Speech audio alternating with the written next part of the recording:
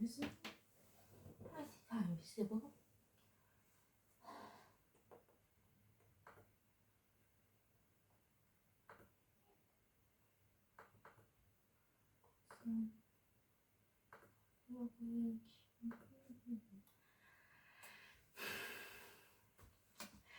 Hello, my fellow goods. Welcome back to Esin's corner of randomness. Specifically the video series or podcast. I don't know which one it will be.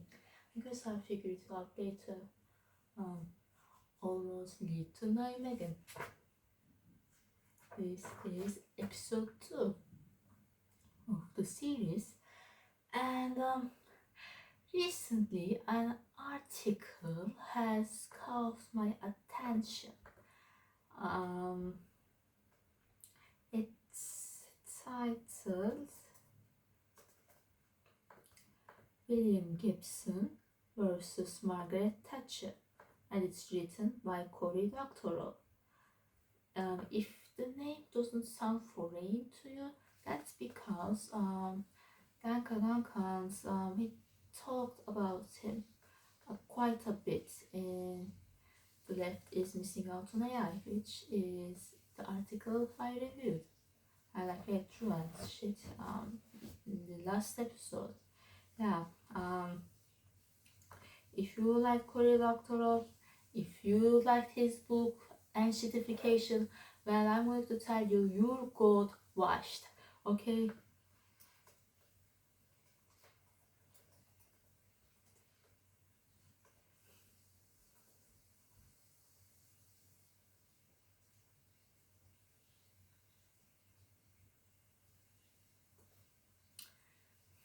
This man has written something quite diabolical, and if you were like a long-term fan of Doctor, it's going to be a bit difficult for you, frankly. But take your time, and you might want to listen to this episode like bit by bit. Stop when you feel overwhelmed. Go pace around the room, and sometimes go to a timestamp and continue watching from there. Anyways, so Sven on Blue Sky, Sven.blacksky.app specifically, well, he posted the article and said the following thing about it. Is Doctor still salty about being caught using LLMs to the point of slowly shrinking and turning into a corn cob? And quote, Unix being born of a connected monopolist will turn the screws on users isn't a reason to abandon Unix. It demands that we reverse engineer open and free Unix. And it's like a matic face emoji. Yeah. Well, the article I read through it. It's about Doctor claiming that can't always say that the use of LLMs are evil. If I read the article, you probably will get it. I'm quite bad at explaining things, so yeah. This article is the fucking article. It is. I doubt this episode will last as long as the previous one because it's a shorter read. It's a relatively shorter read, and yeah.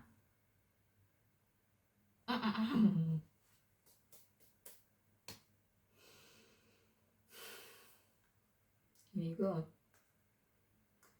William Gibson is one of history's most quotable science fiction writers. The future is here. It's not even distributed. Don't let the little fuckers generation gap you. Cyberspace is everything. And the immortal, the street finds its own uses for things. The street finds its own uses is a surprisingly subtle and liberatory battle cry. It takes a claim by technology's users that is separate from the claims asserted by corporations that make technology, often under grotesque and cruel conditions, and market it often for grotesque and cruel purposes. The street finds it its own users is a statement about technopolitics. It acknowledges that yes, there are politics embedded in our technology, the blood in the machine, but these politics are neither simple nor are they immutable. The fact that the technology was born in sin does not preclude it from being put to virtuous sense. A technology's politics are up for grabs. In other words, it's the opposite of Audre Lorde's "the master's tools will never dismantle the master's house." It's an assertion that, in fact, the master's tools have all the driver bits, hex keys, and socket sets needed to completely dismantle the master's house, and moreover to build something better with the resulting pile of materials.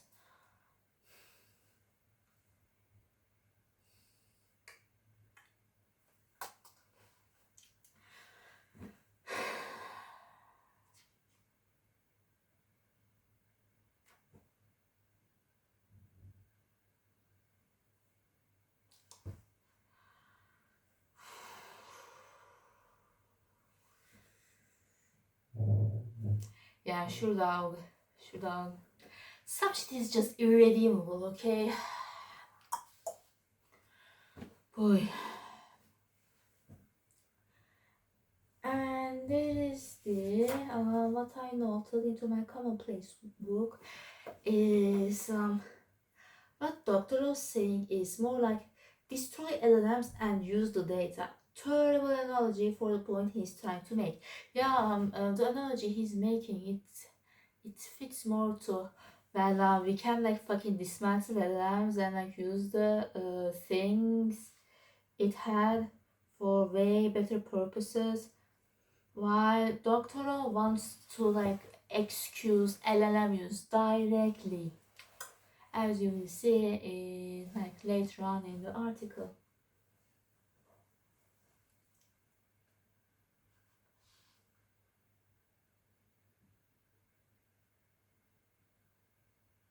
Well, then he goes on to a detour, and of course the seed finds its own uses for things. Things technology don't appear out of nowhere. Everything is in a lineage, made from the things that came before it, destined to be transformed by the things that come later. Things can't come into existence until other things already exist. Take the helicopter. Lots of people have observed the action of a screw and the twirling of a maple key as it falls from a tree and thought that perhaps that could be made to fly. Da Vinci was drawing helicopters in the 15th century, but Da Vinci couldn't build a helicopter. No one could until they did. To make the first helicopter, you need to observe the action of the screw and the twirling of a maple key, and you need to have lightweight, strong alloys and powerful internal combustion engines. Those other things had to be invented by other people first. Once they were, the next person who thought hard about screws and maple keys was bound to get a helicopter off the ground. That's why things tend to be invented simultaneously by unrelated parties. TV, radio, and the telephone all have multiple inventors because these people were the cohort that happened to alight upon the insights needed to build these technologies after the adjacent technologies had been made and disseminated. If technopolitics were immutable, if the original sin of a technology could never be washed away, then everything is beyond redemption. Somewhere in the history of the lever, the pulley, and the wheel are some absolute monsters. Your bicycle's bloodline includes some truly horrible ancestors. Ancestors. The computer is practically a crime against humanity.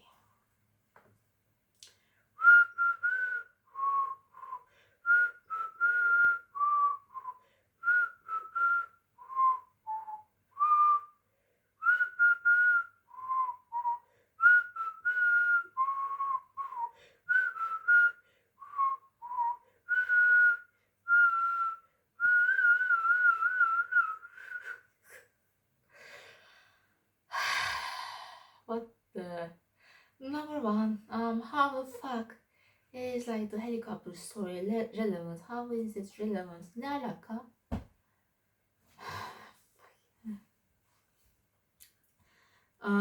Number two.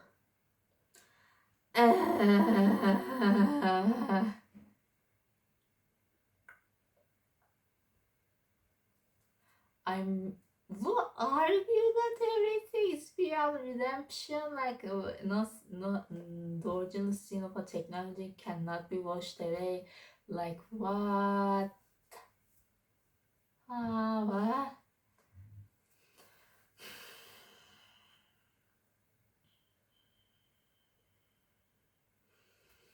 Boy.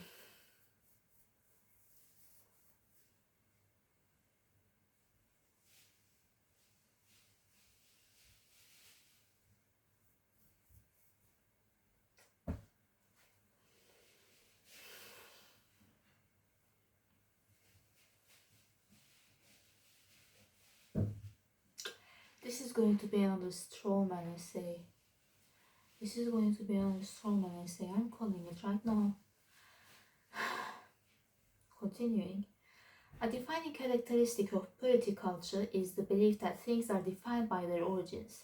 An artist who was personally terrible must make terrible art, even if that art succeeds artistically, even if it moves, comforts, and inspires you. It can't ever be separated from the politics of its maker. It is terrible because of its origins, not its merits. If you hate the sinner, you must also hate the sin. Surely there might be some people that argue that, but honestly, I can't blame that. It's like good intention, and it's coming from something valid. So, what I also want to say is that separate the art from the artist is like, how is this? How is this like? False analogy, how to be honest, it's not the same thing as like fucking using LLMs. I like the invention of LLMs, the invention of computers. I mean,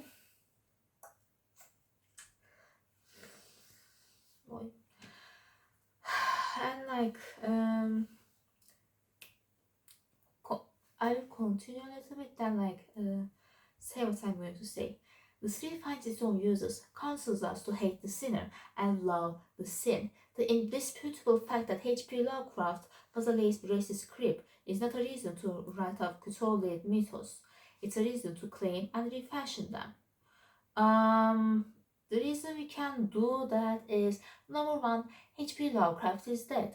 He cannot be paid royalties or anything. His work has fallen into the public domain. I think he has no monetary gain from it. He's dead. He's 6 feet under, as you call it, I think. And like I heard that H.P. Lovecraft later in his life tried to challenge his prejudices, his biases, his racism, and like made like progress in it. That's quite cool if true, actually. And like third one, I don't think people argue that solid mythos are like straight up racist propaganda. I have a better analogy. Harry Potter by J.K. Rowling. Rowling is a notorious transphobe and a racist and misogynist and overall a bigot. And she's also a pedophile. At least allegedly, she had contacts with Jeffrey Epstein way after he was convicted of child sex trafficking and child sexual abuse. She was like close friends with him when she went to his dinner parties. And besides Epstein connections, she literally once said that Lolita by Vladimir Nabokov is a tragic love story. Or a horrible fucking person. And the reason we are all boycotting her, you see, number one, she still gets royalties from Harry Potter, and she actively donates the money she gets from the franchise to very like bigoted, evil causes, anti-trust campaigns, racist campaigns, all that stuff. Number two, Harry Potter has a lot of stereotypes and problematic shit in its material, like the story. And considering the author's prejudice, it's most likely not well intentioned. They're definitely deliberately done. That's why we hate Harry Potter, and we cannot separate Harry Potter from J.K. Rowling because she gets financial gain which she uses for evil causes, and her politics are deeply embedded in the work, and it's like there's a lot of analysis over it. And J.K. Rowling shows no incentive to change. She gets worse and worse every day. And LLMs are more like Harry Potter. Harry Potter, the finances go to evil causes, and LLMs itself is deeply embedded into the politics of its creators, which is evil. The claim that sin is a kind of forever chemical contaminant that can never be rinsed away is the ideology of Mr. Gotcha. We should improve society somewhat. Yet you participate in society. Curious.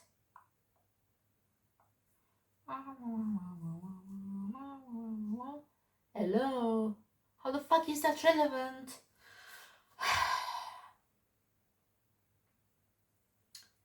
Continuing. In its right-wing form, it is Margaret Thatcher's There Is No Alternative.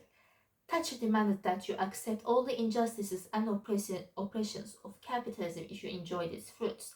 If capitalism put a roof over your head and groceries in your fridge, you can't complain about the people it hurts. There is no version of society that has the machines and practices that produce those things that does not also produce the injustice.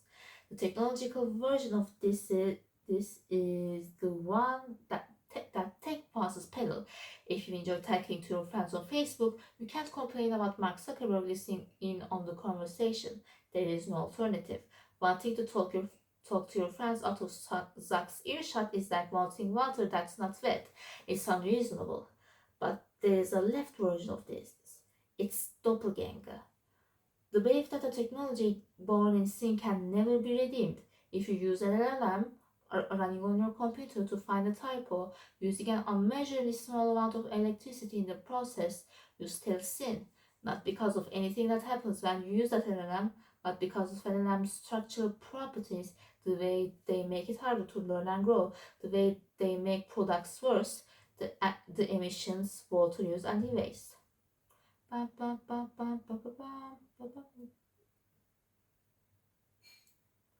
All roads truly lead to Nijmegen. Against the uncritical adoption of AI technologies in academia by Olivia Guest et al. If you remember in the previous episode, we went back to it quite a lot. Well, guess what?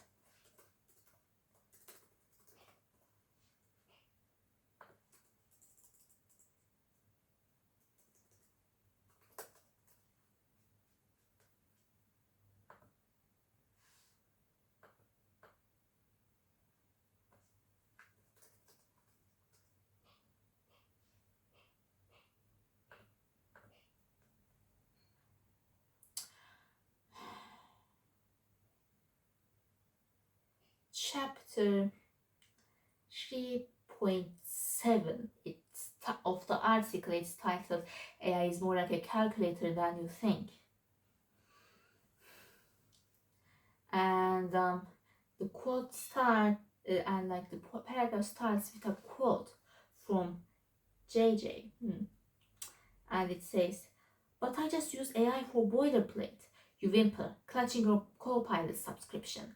Listen to yourself. If you're writing the same boilerplate every day like some industrial age cog monkey, automate it yourself. Write a library, invent a macro, reclaim some dignity. If AI is doing your boring parts, what exactly is left for you to do? When you outsource the thinking, you outsource the learning.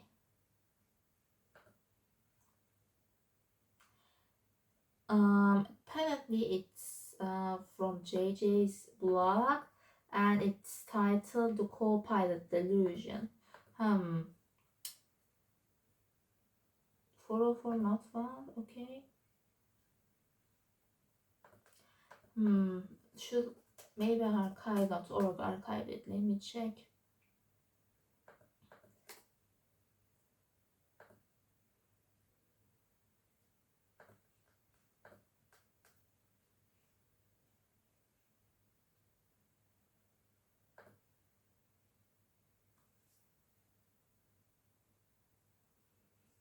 Yep, archive.org has it. It's from the quote is from this blog post right here. I think I will link to, I guess, the article on critical adoption of AI technologies in academia and the co-pilot delusion in the description.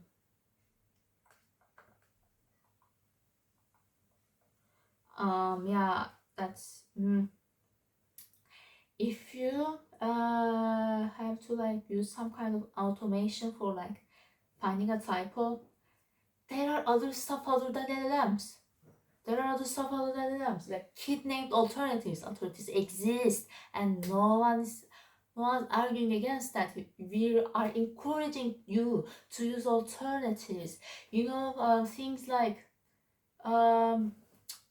analytical AI, maybe like dictionary, or like maybe higher editor.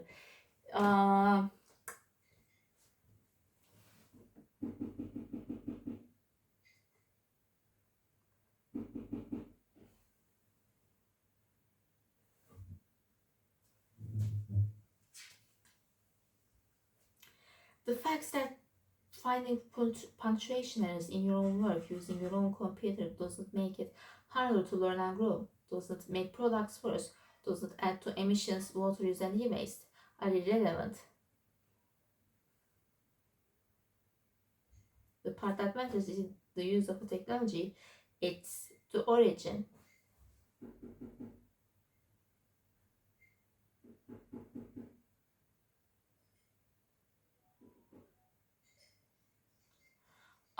Maybe like there is like one exception to this, is that you trained the LLM with your own data, and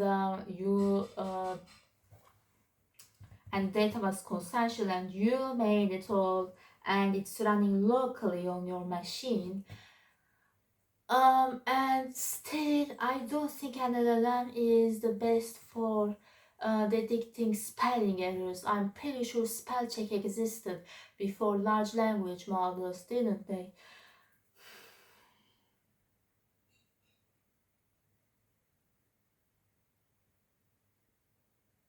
The fact that this technology is steeped in indisputable sin means that every use of it is sinful. The state can find as many uses as it likes for things, but it won't matter because there is no alternative. We are literally telling you to use alternatives. Oh my fucking god. There are alternatives, bro. You just don't want to look for them, I guess. Fucking shit.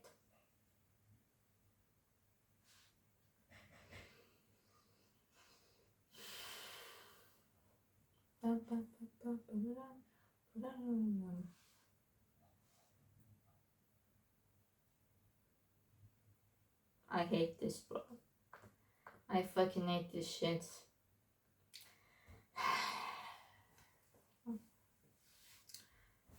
While radical technologists scheme to liberate technology, they're not hoping to redeem the gadget. They're trying to liberate people. Information doesn't want to be free because information doesn't and can't want anything. But people want to be free, and liberated access to information technology is a precondition for human liberation itself. Okay, fair enough. That's actually like a good perspective. Anthropomorphization can hurt people. Mm-hmm. Um, there is this article from Abeba Birhane et al. It's called Robot Rights. Yes, I found it. Yeah, Robot Rights. Let's talk about human welfare instead. And it's mostly about like robot rights and like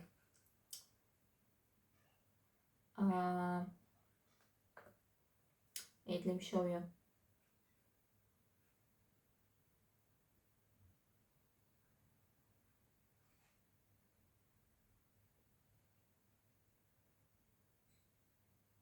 Like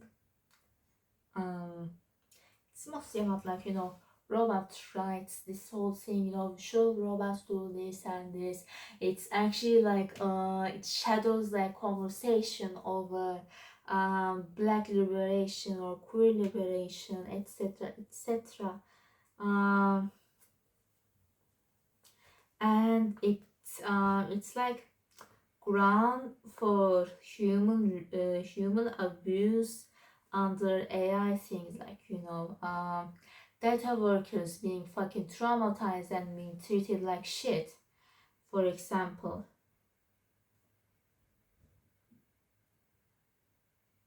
And especially part 3, it talks about how robots are used to violate human rights and yeah, the whole biases and discrimination. The AI is an object, it cannot like have rights, it cannot like truly have autonomy. It's actually linked to the humans, and giving it rights would be stupid.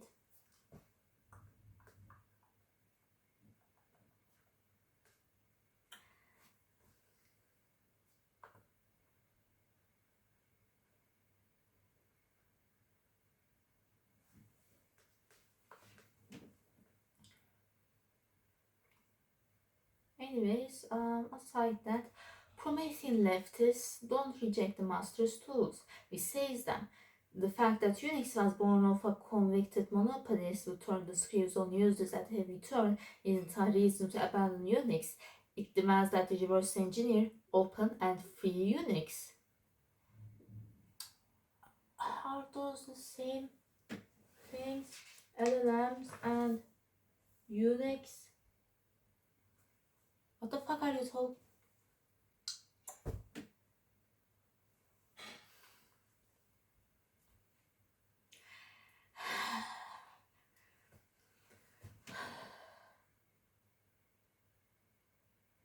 They're not the same. They have you ever heard, Doctor? Have you ever heard of like this thing called stakes? Pros and cons. Risk. Like what was it called?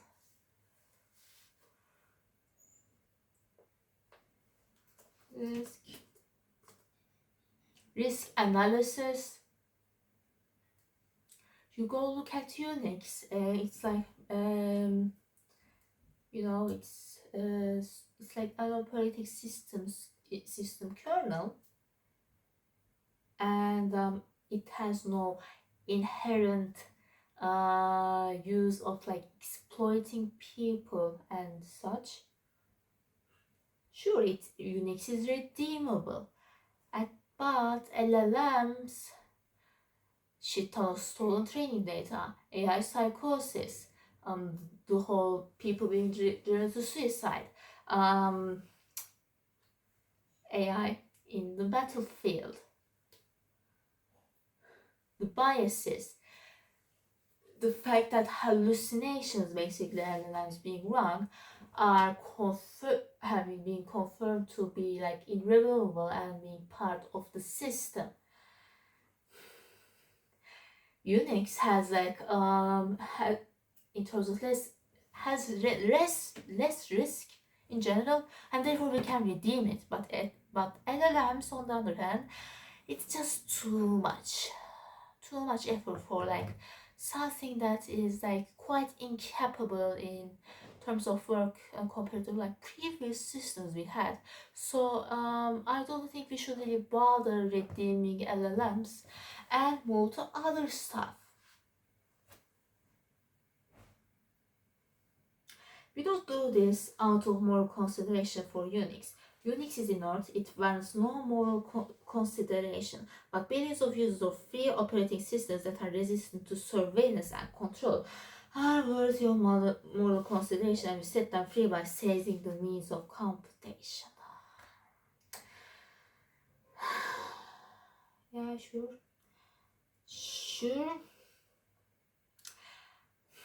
In terms of LLMs, we set them free by destroying LLMs. That's just inherent, okay?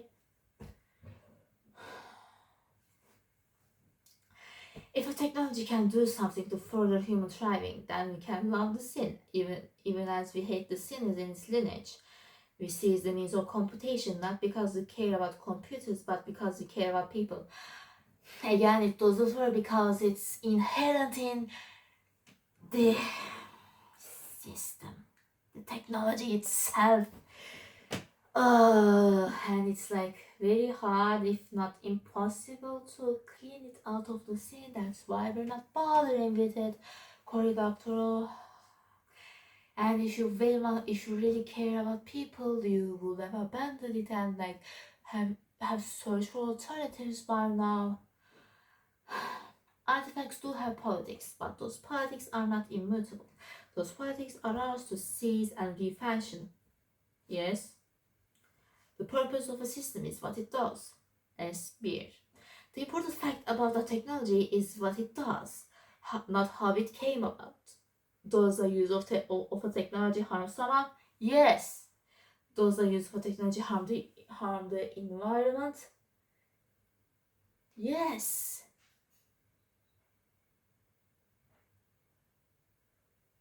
Yes. The answer is yes. For LLMs is yes. That's why we don't want that system. Does the use of a technology help someone do something that improves their life? Maybe LLMs might be helping someone, but again, it's not worth all the harm. Like imagine an orphan crushing machine, and the orphan crushing machine uses out blood, and the blood is donated to patients for surgery. Sure, the patients are getting surgery, but is it really worth keeping the orphan crushing machine for? Maybe you could consider opening a blood bank where people can consensually donate their blood. Have you thought of that? Studying the origins of technology is good because it helps us avoid the systems and practices that hurt people. Knowing about the monsters in our technology's lineage helps us avoid repeating their sins. But there will always be sin in our technology's past, because our technology's past is the entire past. Because technology is a lineage, not a gadget. If you reject things because of their origins, and not because of the things they do, then you'll end up rejecting everything, if you're honest, or twisting yourself into a series of dead ends as you rationalize reasons that the exceptions you make out of necessity aren't any exceptions. Bro, what the fuck? Why the fuck did you write this? Why?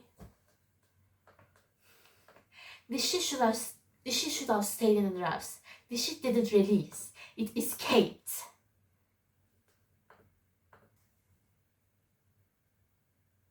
And I'm serious. I forgot to write down a part of a quote in the commonplace book. I will do that once the video ends.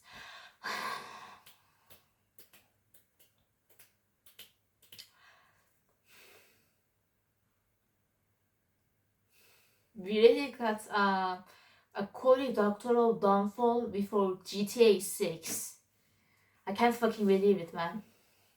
But I guess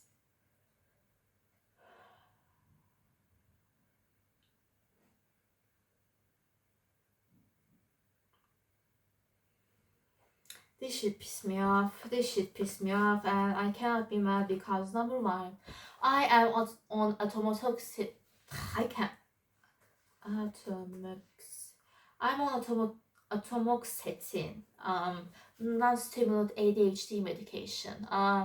This is day one of me taking it. Yet, it has already made me calmer, and I don't daydream as much. I'm more like aware of my surroundings. Like I used to think about shootings on card all the time, like all the plots, and now I'm just, reading shit, looking at blue sky. I think down in my commonplace book, no sounds head empty. I'm just looking at the stuff, and I can persist through like discomfort and inconvenience a bit easier. Like I I'm writing to the complex book, okay? But I used to like whenever I'm like bored a little, I just will stop. But now I can like push through the discomfort more, a bit more, and easier. Yeah. I am trying to see something. Fellow dudes, what do you think? Did I ramble a lot in this episode, or was I like concise and like to the point? Um, I'm trying to see something. I wonder if like the atomoxetine is like part of it all because like number one, I didn't really get stuck with my words as often in this episode, and I think I didn't go on detours as much. I'm not sure if that's good or bad. I mean, um, that's up to you, to be honest. Personally, I have always wanted to speak fluently, without a script and like not ramble too much. So I am happy about it.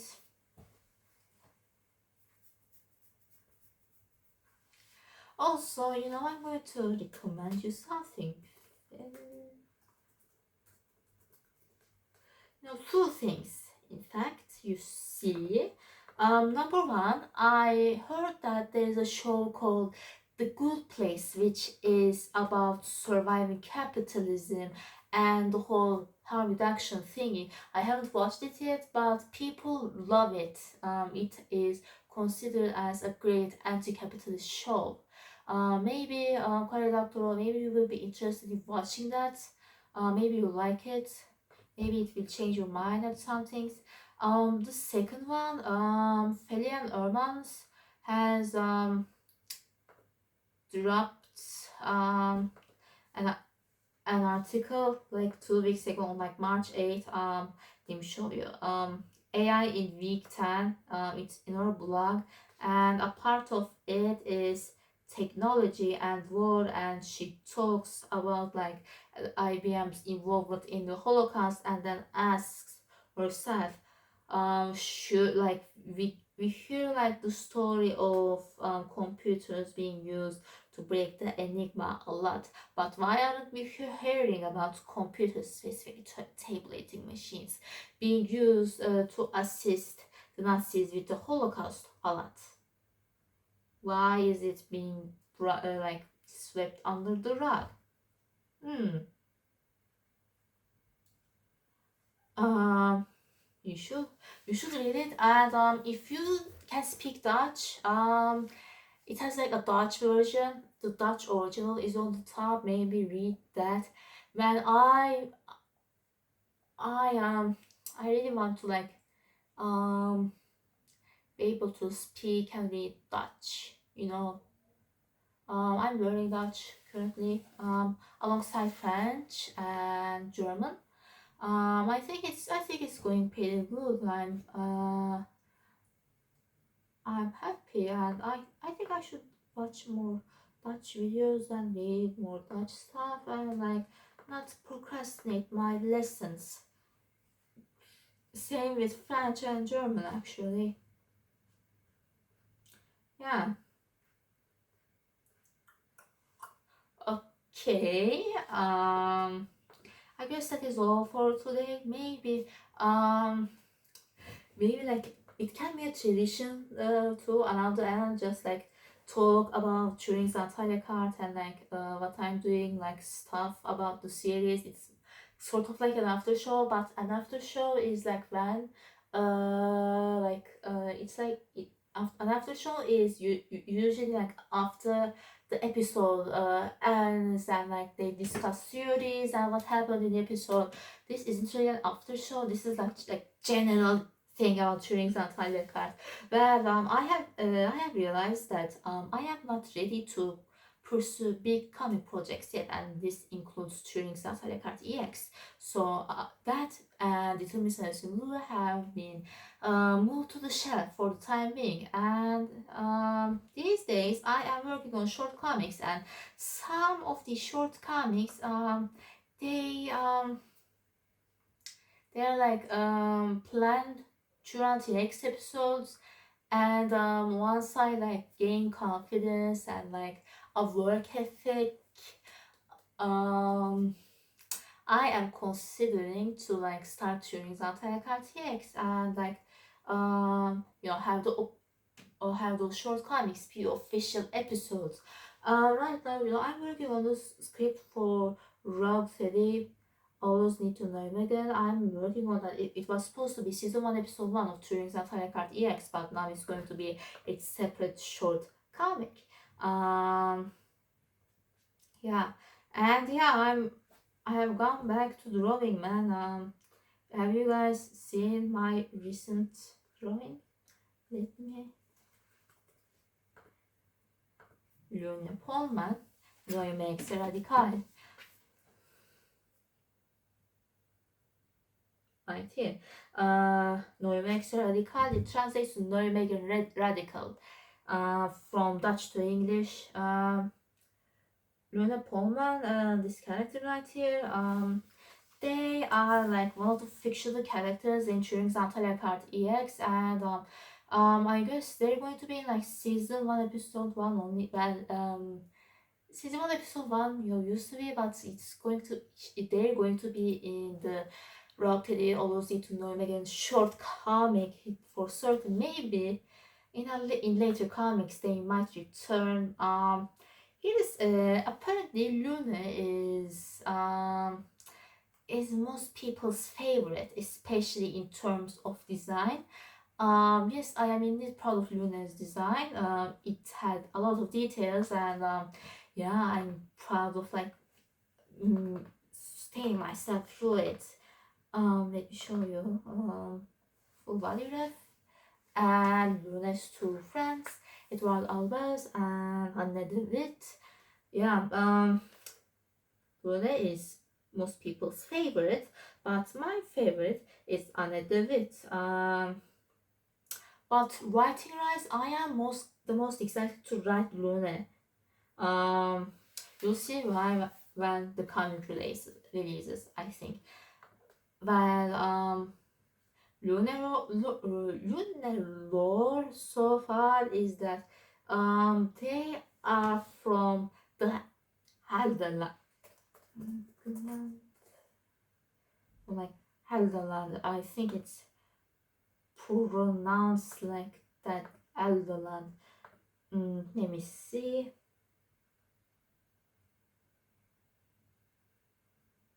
Yeah, Helderland. Yeah.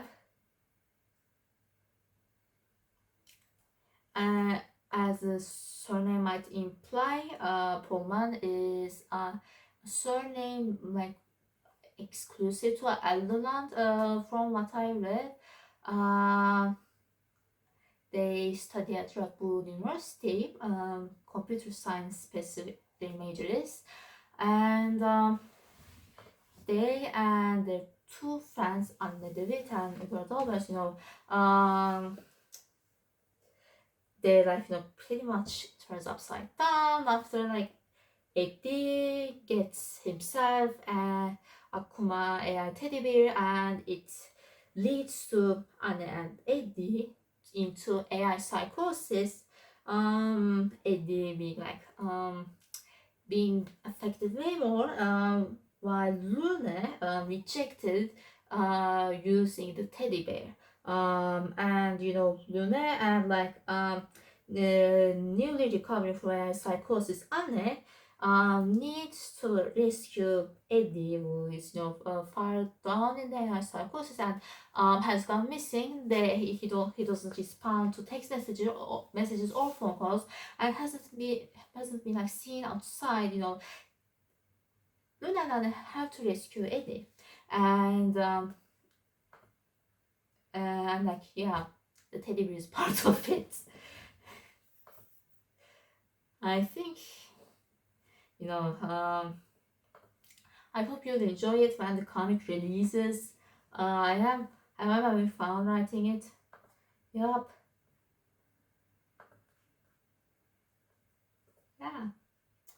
And it's not going to be just about AI psychosis, but it's also going to have anti-Zionist themes and like the whole Turing hates the Netherlands because all his ops are no, seriously, like why is most of Alan Turing's like critics and enemies like based in the Netherlands? Like Olivia Guess, sure she's Cypriot or Cypriot. How was it pronounced? How was it pronounced? Was it Cypriot or Cypriot? I fucking forgot.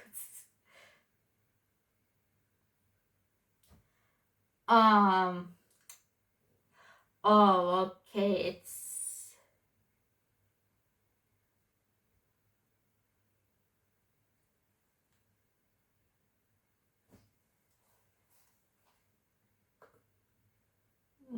let me see. Yeah, turns out like in English is Cypriot.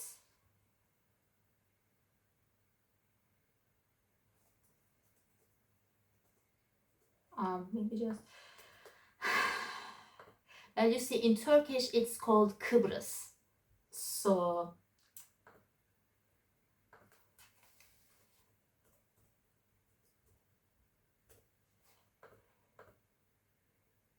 oh, it's Cypriot. Fucking hell. Okay, today I learned. Well, Olivia Guest is sure she's Cypriot, but she lives in the Netherlands. It is Van Rooij. She's from the Netherlands. Ferian Hermans is from the Netherlands. Elon Musk is of Dutch descent.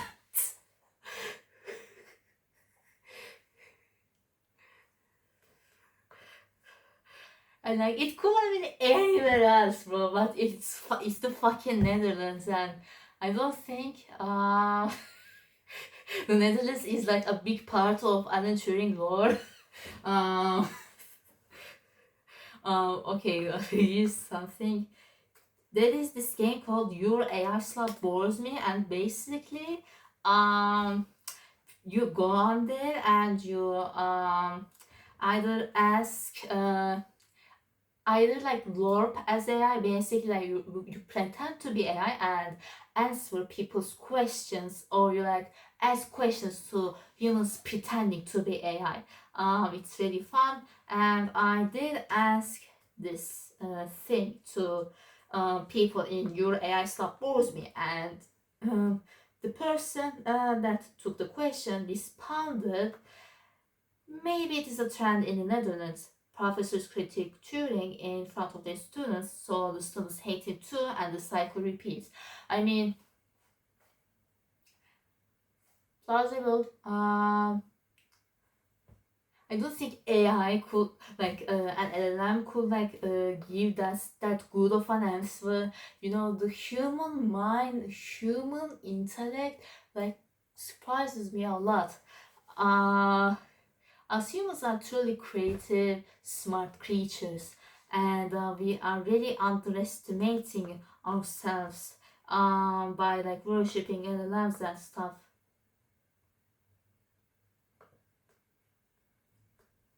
Okay, but this implies that there is like a patient zero of Dutch Alan Turing 8. I don't know who it is.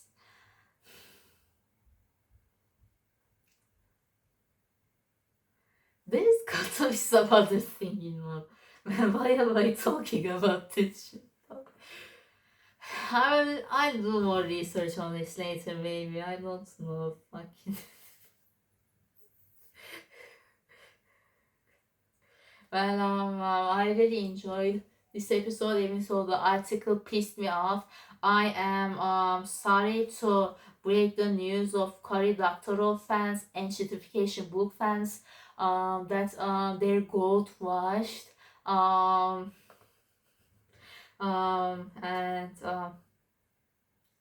like this is like my first ever video on atomoxetine, and yeah, I'm satisfied with the meds. I'm supposed to like, after I get the Holter results on the 9th of April, I'm supposed to go to the psychiatrist again and get administered methylphenidate, but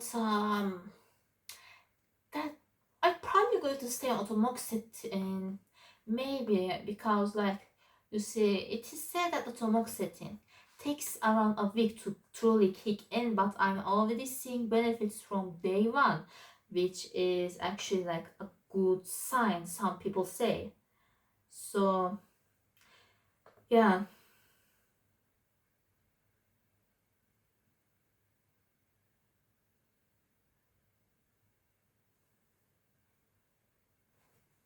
Yeah, thank you for watching, Fergus. And I'll see you next time. By the way, I would appreciate if you have like any theory on why so many aventuring critics are based in the Netherlands. I would really appreciate your help. Okay, I'm trying to sort this shit out for Shuran TX. Man, okay. See you, fellas. Thank you for watching.